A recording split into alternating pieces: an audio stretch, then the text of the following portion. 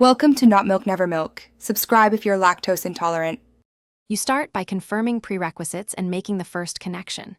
Make sure your phone runs Android 8, 0 or newer, and Google Play services is updated. This ensures compatibility. Once done, turn the car to accessory or ignition position and enable Bluetooth and Wi-Fi on the phone so discovery works. If you plan a wired setup, plug a data-capable USB cable into the car port.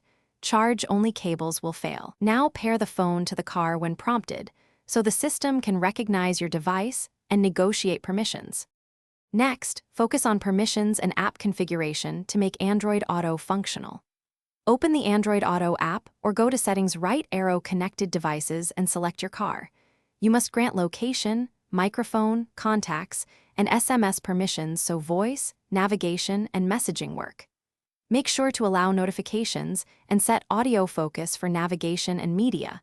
Otherwise, directions may be muted. Also select Android Auto as the default interface for calls and navigation. If prompted, so future connections, skip extra prompts. Finish by verifying functionality and knowing one key troubleshooting step.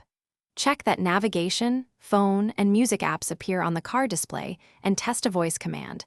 This confirms the link is live. If something goes wrong, reboot both the phone and the car head unit first because simple restarts clear temporary Bluetooth or USB faults. If the problem persists, swap to a known good data cable or check for head unit firmware updates. Outdated firmware is a common barrier to a stable Android Auto connection. Thanks for watching. If this was helpful, leave a like and consider subscribing. See you next time.